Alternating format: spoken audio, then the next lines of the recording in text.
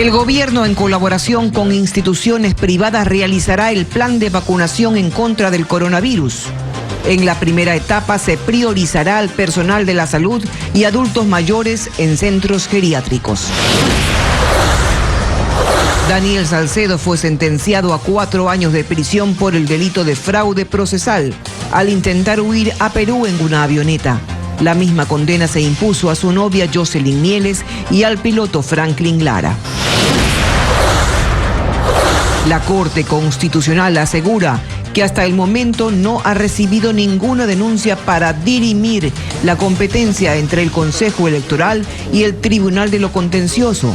Mientras tanto, Justicia Social pide la destitución de los vocales del CNE. Un informe especial.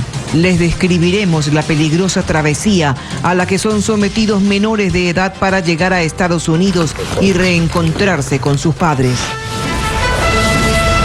Las noticias en Televistazo con Tania Tinoco y Gabriela Baer.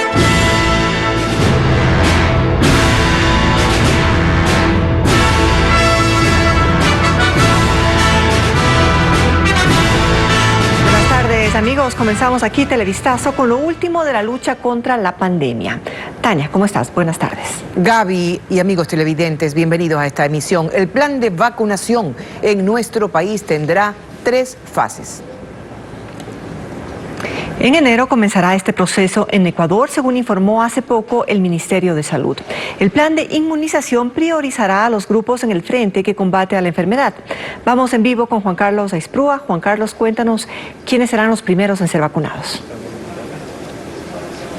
¿Qué tal, Gaby? Amigos, los primeros en ser vacunados será precisamente el personal que está en primera línea en estos momentos atendiendo a pacientes, a personas contagiadas de COVID-19 en los hospitales centinelas del país, en los principales hospitales, en los más grandes del Ecuador, que están precisamente atendiendo a los pacientes con coronavirus. Luego, en enero, serán también vacunados las personas, los adultos mayores que se encuentren en centros geriátricos a escala nacional, y no solo ellos, pues también las personas, el personal que trabaje en estos sitios. Vamos ahora a escuchar lo que dijo el ministro de Salud, Juan Carlos Ceballos, durante una rueda de prensa aquí en la Universidad de las Américas, en la que junto a un representante del sector académico y a una representante de la sociedad civil anunció cómo se ejecutará este plan de vacunación para 2021. Será la vacuna de Pfizer y BioNTech la que comenzará a llegar al país a partir del próximo año. Una vez que llegue a la vacuna al Ecuador, la distribución se tiene que hacer en primer lugar a hospitales centinela. ¿Qué quiero decir con eso? A hospitales que están en este momento sirviendo para tratar pacientes con COVID-19.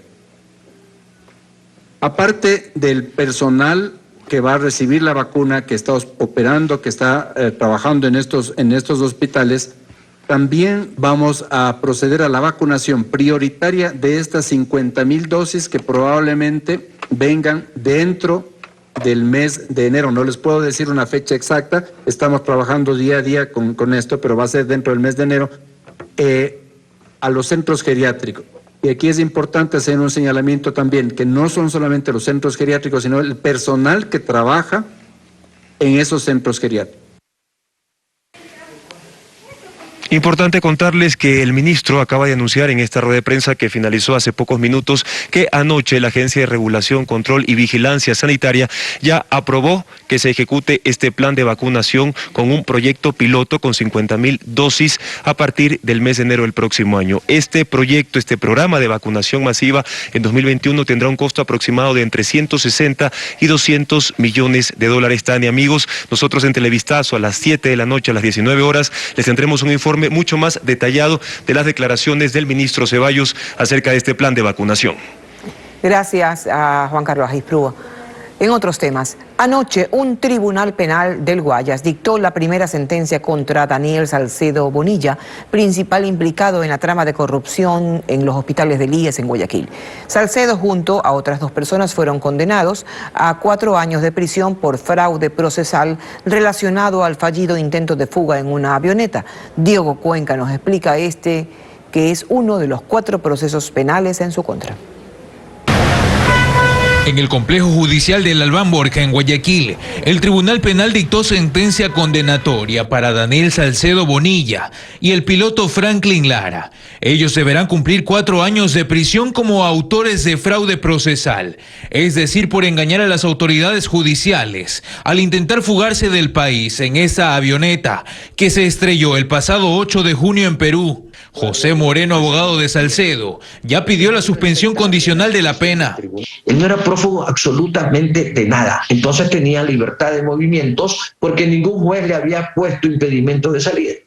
Ahora se dice que utilizó credenciales falsas. Señor periodista, entérese. En la audiencia de fraude procesal la Fiscalía nunca ingresó las credenciales falsas. Mientras que Jocelyn Mieles está señalada de coautora por el mismo delito. También fue condenada a 4 años de prisión. Su defensa apeló a la sentencia. La señorita Jocelyn Mieles no puede ser coautora porque no es determinante su participación en el acto.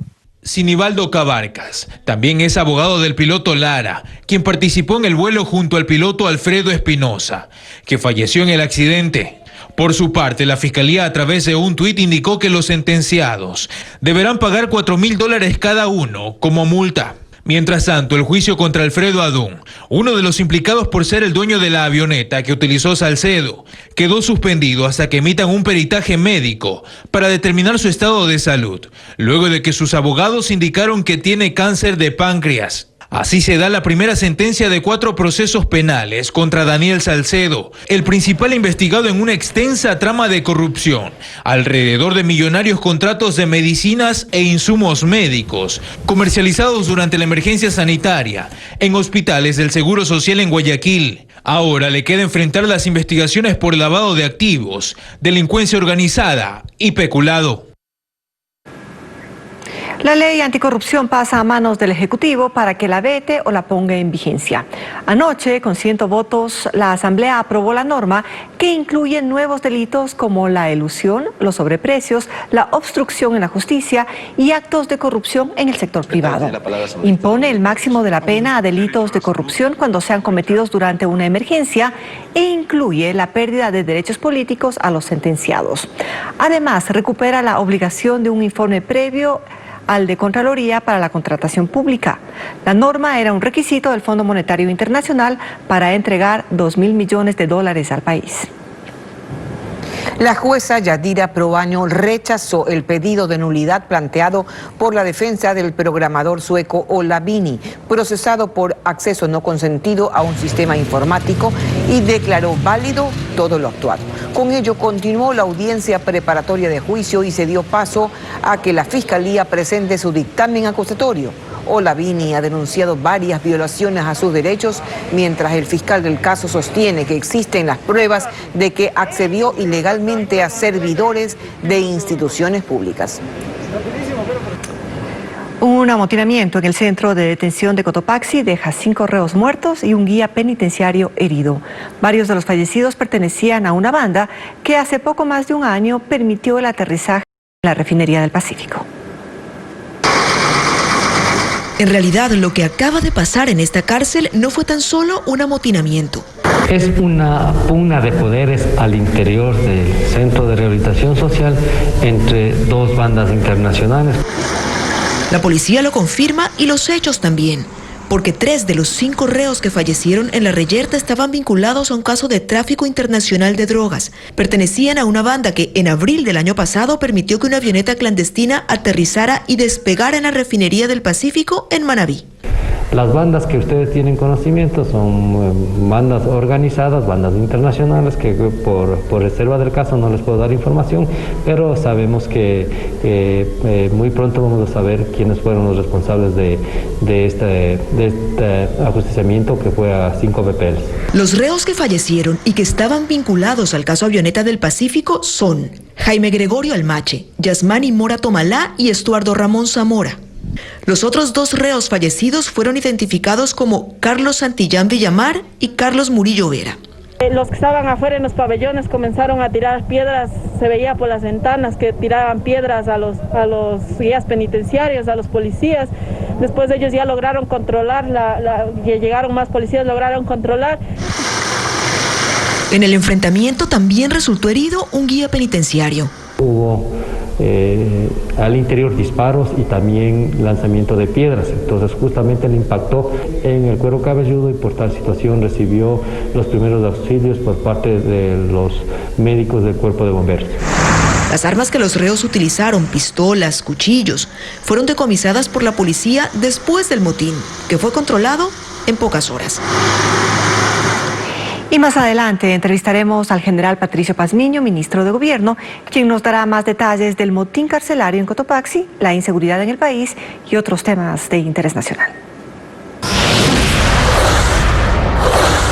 Los representantes de Justicia Social y de la candidatura de Álvaro Noboa Pontón presentaron una denuncia por infracción electoral contra 4 de los vocales del CNE y piden su destitución. Mientras tanto, el Tribunal Contencioso Electoral definiría este fin de semana qué acciones tomar sobre el desacato de su sentencia por parte de los mismos consejeros electorales. Patricio Díaz nos informa. Silka Sánchez, quien representa a Álvaro Noboa y a Justicia Social, presentó ante el Tribunal Contencioso Electoral una denuncia contra los 4 vocales del CNE que, según dice, han impedido que su ahora organización política inscriba candidatos y solicita la sanción más dura. Estamos solicitando en esta denuncia la destitución, tal como lo manda el Código de la Democracia, de los 4 vocales que incumplieron con la sentencia. En el Tribunal Contencioso Electoral reconocen que en el caso de infracciones electorales existe la posibilidad de una destitución. Pero al estar convocados los comicios, ¿pueden ser removidos los consejeros? El juez Ángel Torres dice que si así lo determina el tribunal, es posible. La ley establece que la función legislativa, la Asamblea Nacional, no pueda enjuiciarnos políticamente, pero en ninguna parte dice que el Tribunal Contencioso Electoral no tenga posibilidad de sancionar infracciones electorales en las que incurran los señores consejeros nacionales electorales. Recuerda, sin embargo, que esta denuncia debe ser sorteada a un juez para que defina si procede. Y luego sus resoluciones llegarían hasta el Pleno. En Justicia Social esperan que esto se agilite. Y es responsabilidad del Consejo Nacional Electoral corrupto que en este momento no se hayan impreso las papeletas. Si de una manera ágil se hacen todos los procesos, no habría ningún motivo por el cual cambiar ninguna fecha. Pero no es todo lo que tienen encima los vocales del CNE. El presidente del tribunal presentó ya su informe al Pleno, donde confirma un incumplimiento de la sentencia. Dispone al juez Torres que convoque a una sesión para definir acciones. Entre otras de las acciones posibles está la de enviar todo el expediente a la Fiscalía General del Estado para que conozca y juzgue un eventual delito por el incumplimiento de orden legítima de autoridad competente. Yo creería que el fin de semana ya será resuelto. Torres además señala que el recurso de conflicto de competencias que anunciaron los vocales del CNE no suspende ninguna de las acciones del tribunal. Y ante la pugna entre el Tribunal Contencioso Electoral y el Consejo Nacional Electoral y sobre la consulta que se le hace a la Corte Constitucional, ese organismo señala que hasta la fecha no ha ingresado ninguna demanda en relación con un presunto conflicto de competencias. La Corte Constitucional asegura que de presentarse el caso resolverá con independencia, imparcialidad y apego a la Constitución.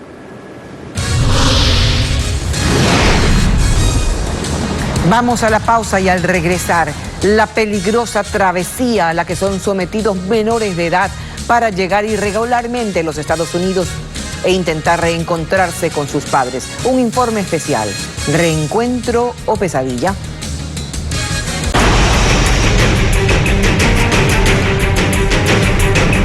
Niños migrantes, ¿reencuentro o pesadilla? Hoy iniciamos una serie de reportajes especiales que describen a las mafias que están detrás de la migración ilegal infantil, un delito que va en aumento principalmente en provincias del Austro.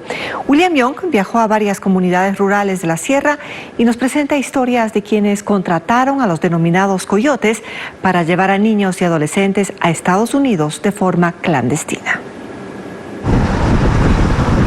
Hablar de migración nos lleva al austro ecuatoriano.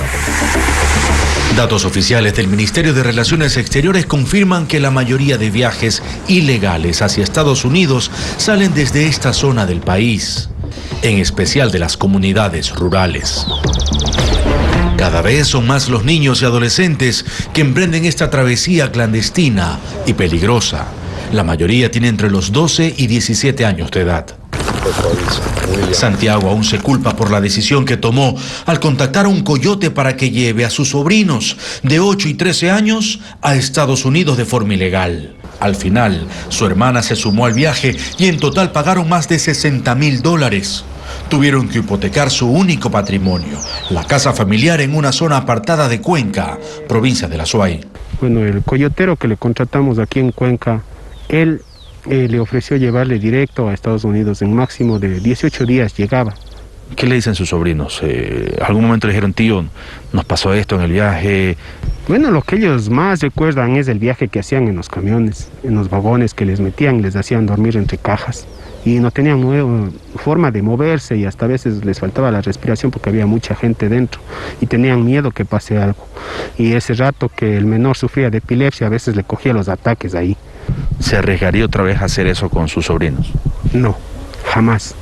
Han pasado algunos años y sus sobrinos continúan en Estados Unidos, aunque de forma irregular, indocumentados. En poblaciones rurales de Azuay y Cañar el tema es muy conocido, aunque prefieren mantenerlo oculto por temor a represalias. Intentamos buscar contactos que nos lleve un coyote, pero nos dijeron que en eso no podían ayudarnos porque tienen nexos en estas zonas y no saben quién podría advertirlos. Detrás hay una lucrativa actividad ilegal. No cobran montos fijos, sino que depende de cuánto se apuntan en el nuevo viaje y qué edades tienen. La ruta ha sido identificada. Viajan por tierra en buses de transporte hacia Perú. Allí se reúnen con más integrantes de otras nacionalidades y otro grupo de coyotes. Regresan a Ecuador y avanzan hasta Guatemala, cruzando países por pasos clandestinos a pie y hacinados en camiones de carga. Una vez en México son abandonados en el límite con Estados Unidos con el riesgo de ser arrestados o morir en el intento. Lamentablemente la migración continúa. Ingrid Ordóñez es la coordinadora zonal del Ministerio de Relaciones Exteriores y Movilidad Humana. Desde Estados Unidos, sea el padre o la madre, contrata al coyote para hacer este viaje, pagando, según declaraciones de los mismos migrantes, entre 15 y 20 mil dólares para llevar al niño. Así es. Una situación tan peligrosa es poner la vida de los menores en este trayecto hacia el norte. En nuestro siguiente informe les indicaremos cuántos niños ecuatorianos están abandonados en la frontera entre México y Estados Unidos y qué dicen las autoridades. Desarticulan peligrosa organización delictiva vinculada a la banda de los choneros. 16 personas son investigadas por varios asesinatos cometidos en Guayaquil y Durán que tendrían relación con la disputa por la venta de drogas. Entre los implicados hay 7 reos, como nos informa Henry Dueñas. Los agentes realizaron 14 allanamientos en Durán y Guayaquil. Uno de ellos fue en este departamento ubicado en el sector de Torres Colón, donde según las investigaciones vivía alias Benjamín o Ben 10, al que identifican como el cabecilla de uno de los brazos de la peligrosa banda de los choneros. El jefe de intervención criminal, Darwin Sangoquiza, indica que los 9 detenidos, entre ellos 2 mujeres, están directamente involucrados en los asesinatos de otros miembros de la banda criminal de los Lagartos. Vinculadas y lo que es antecedentes de porte de armas ilegal, asimismo por lo que es de tráfico de drogas y muertes violentas. Son 8 muertes violentas que se les vincula. La investigación determinó que en total hay 16 implicados. 7 de ellos operan desde la penitenciaría del Litoral. Sucede que Benjamín estuvo preso con su hermano y al salir libre, su misión era dominar territorios en la venta de drogas en Guayaquil y Durán. Que esta organización lo que hacía era en Durán, en ciertos lugares como el Arbolito, hacer tipo de signos y dibujos apropiándose de lo que es del territorio. La captura de esta banda, que según la policía ejecutaba asesinatos por el control de territorio para la venta de drogas, así como extorsiones, fue posible por grabaciones de llamadas telefónicas que aseguran son pruebas contundentes para que el juez determine su sentencia.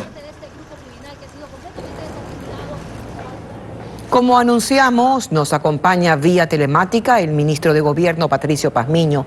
Gracias y buenas tardes, general.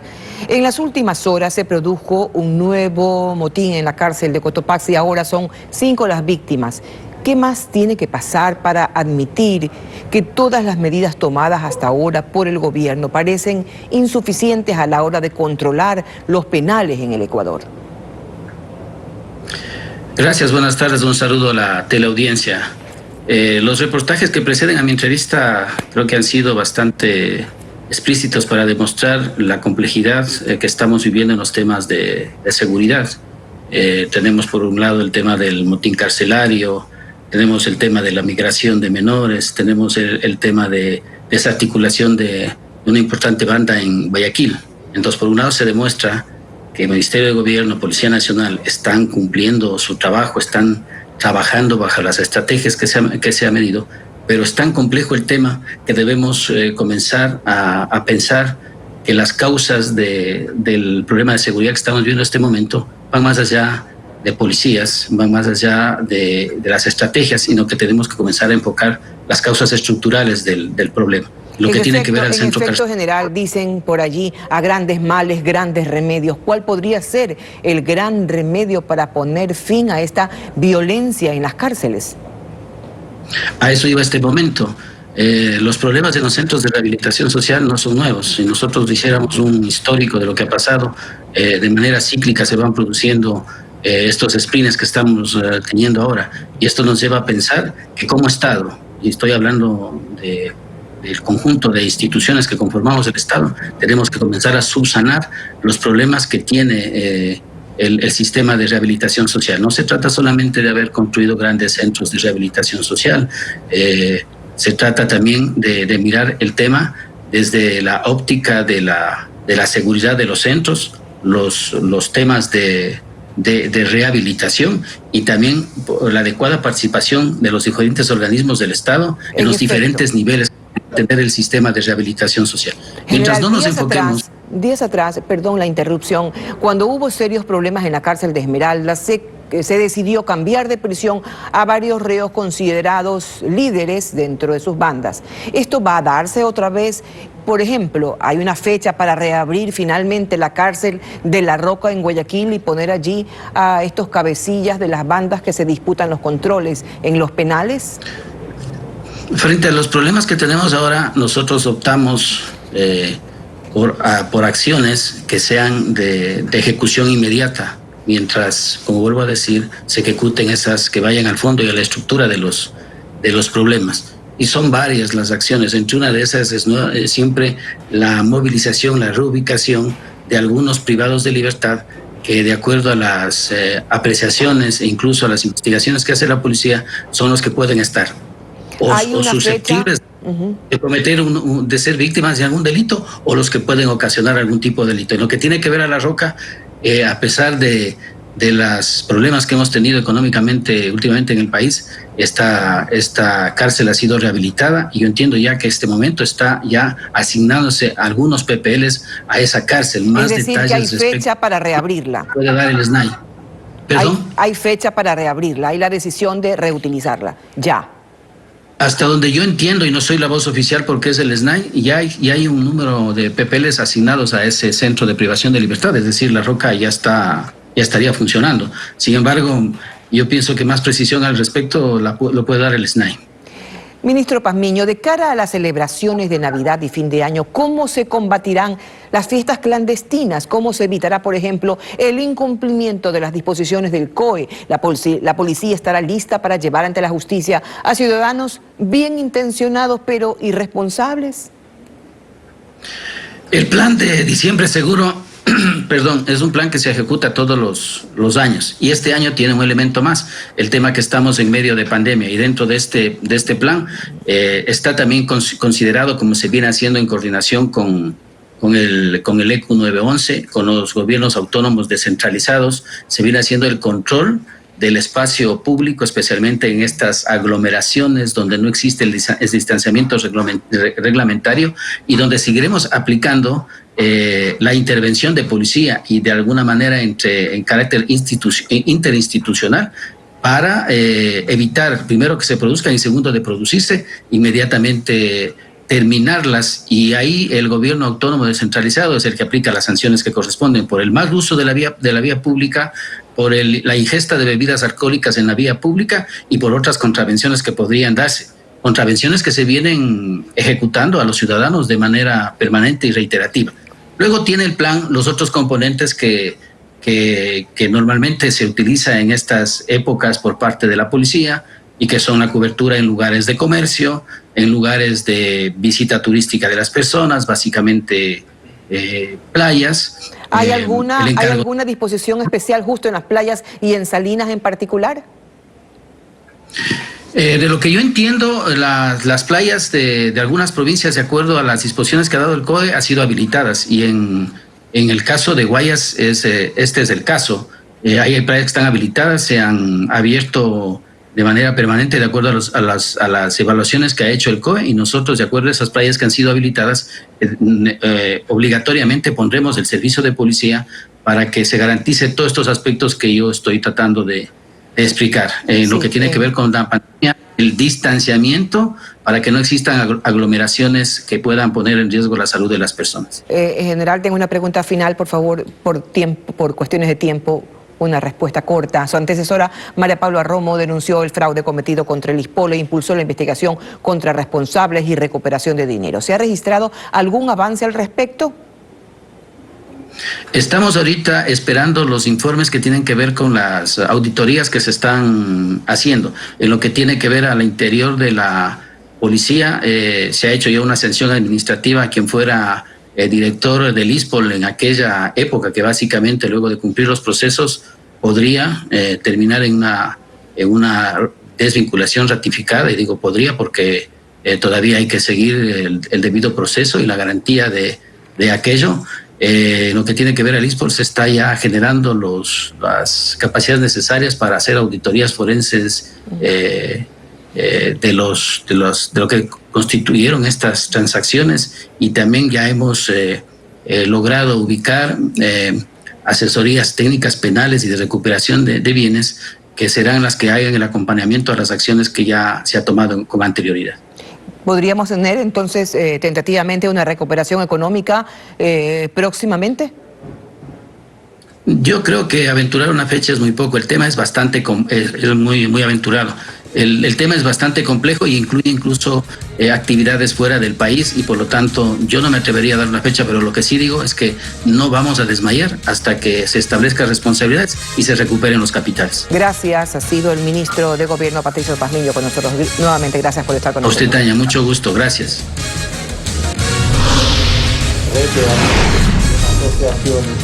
Más adelante aquí en Televistazo, Estados Unidos entrega 2 hospitales campamento a nuestro país. En las instalaciones se pueden realizar hasta operaciones quirúrgicas. Tendremos los detalles. Esta mañana, trabajadores y servidores realizaron concentraciones en el exterior de varias gobernaciones. En Quito acudieron al exterior de la plataforma gubernamental. Exigen al Ministerio de Finanzas el desembolso de unos $700 millones que les da deuda.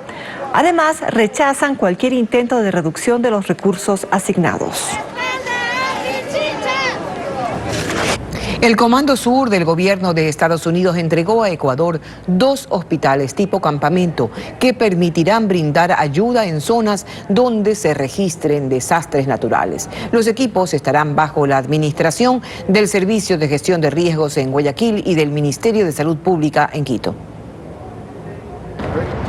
La entrega de los campamentos médicos se dio de manera simultánea en Quito y Guayaquil. El Servicio Nacional de Gestión de Riesgos formalizó la ayuda entregada por Estados Unidos. Las instalaciones pueden convertirse, dependiendo de la emergencia, en un hospital de tercer nivel, es decir, que pueden realizarse hasta operaciones quirúrgicas en caso de ser necesario. Se los puede ubicar en zonas donde haya desastres naturales, como erupciones volcánicas o inundaciones. En Quito, estos equipos serán administrados por el Ministerio de Salud Pública. Las carpas cuentan con 40 40 camas cada una, además de equipos eléctricos, almacenamiento y distribución de agua, como lo resalta el embajador de Estados Unidos en Ecuador, Michael Fitzpatrick. Será esencial para ayudar a las comunidades que más lo necesitan. Nos sentimos muy orgullosos de poder apoyarlos y estar mejor preparados para futuras contingencias. Estos 2 hospitales de campaña forman parte de una contribución de aproximadamente $750.000 por parte del Comando Sur del gobierno de los Estados Unidos. Rommel Salazar, director general del Servicio de Gestión de Riesgos, explicó que el personal está capacitado para levantar en menos de 24 horas el hospital campamento, que tiene una autonomía de por lo menos una semana. Que nos va a permitir transportarla a cualquier lugar del país, a cualquier rincón, para poder dar servicio según la emergencia o la adversidad en la que nos encontremos, sea esta de un fenómeno natural o de un fenómeno antrópico. Las autoridades internacional que se brinda a Ecuador, se contempla otros tipos de contribuciones en tema social y de seguridad. En otro tema, un aparatoso accidente de tránsito se registró en la vía San Pedro Las Chinchas, en la provincia de Loja. Producto del siniestro, una persona resultó herida. Imágenes grabadas por una cámara de seguridad muestran cómo un vehículo particular queda atrapado entre un tanquero y un camión. El choque genera el impacto de otros autos que circulaban en la vía San Pedro Las Chinchas, del cantón Catamayo, en la provincia de Loja. Producto del accidente, una persona resultó herida y recibió atención médica en el sitio. El vehículo particular quedó atrapado en la llanta del tanquero. Sobre este siniestro, se conoce que ambas partes llegaron a un acuerdo. El incendio de un bus parqueado se desató el pánico anoche en un barrio del noroeste de Guayaquil. Los habitantes estaban alarmados debido a que cerca del lugar cruza un gasoducto. Son los instantes de la explosión que causó alarma entre los habitantes del bloque 2 de la cooperativa Valerio Estacio, noroeste de Guayaquil. El incendio del bus de transporte público tomó por sorpresa a los vecinos, quienes indicaron que el chofer siempre se estacionaba en el mismo sitio, sin ningún inconveniente. Nosotros salimos cuando vimos la humarada, nosotros pensábamos que era la tienda de la vecina que se estaba incendiando, nunca pensamos que era el bus. Ya cuando todos venimos, que vimos que era el bus que se estaba incendiando. Yo estaba durmiendo y cuando menos explotó esto. Es que la preocupación aumentaba debido a que en ese sector cruza el oleoducto de gas natural de Pascuales Monteverde. Porque por ahí pasa el acueducto donde pasa el gas, el petróleo, y eso era que hervía. Si la casa de la vecina era que hervía en esa casa de ahí, los fierros, todo eso. ¿Que se escuchó una explosión fuerte? Sí, cuando explosionaron las llantas. Dios mío, se me quemó el bus. Pese al arduo trabajo de los bomberos, el bus quedó completamente destruido por las llamas. Al parecer, un desperfecto eléctrico habría originado el fuego. Ni a los instantes que el dueño entraba a la puerta de su casa, el bus se incendió. Dice que fue un cortocircuito. En esta emergencia no hubo personas heridas.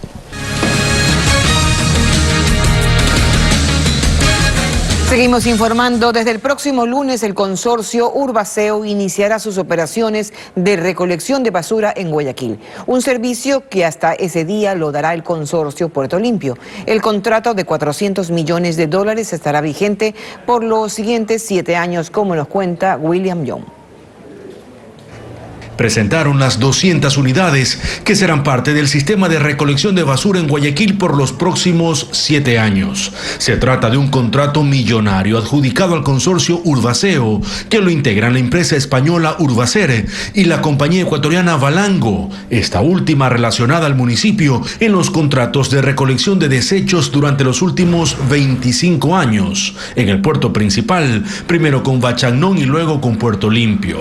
Para el representante de Urbaceo, Samuel Reyes, ese vínculo no es un problema. Son consorcios distintos, prestaron distintos servicios en distintos contratos. La coincidencia en todos estos que el contrato, el servicio que se presta, es diseñado por el municipio de Guayaquil. Durante el evento de presentación, la alcaldesa Cintia Viteri defendió los términos de este contrato de $401 millones. Y también tenemos como ciudad en todo el país el costo más bajo de tonelada de recolección de basura para esta ciudad. Y anunciaron que para mejorar el servicio se dividió a la ciudad en nuevas zonas para llegar a más lugares. El propósito es prestar un servicio puerta a puerta en lugar del famoso servicio por punto fijo, que era el que se daba cuando las unidades por sus características no podían ingresar. Puerto Limpio terminará este domingo sus operaciones, pero el servicio no se suspenderá, porque de inmediato Urbaceo continuará la tarea. De esta manera concluimos. Que todos tengan una buena tarde. Tania. Así es, a las 19 horas habrá más noticias en Televistazo Estelar. De mi parte, un abrazo.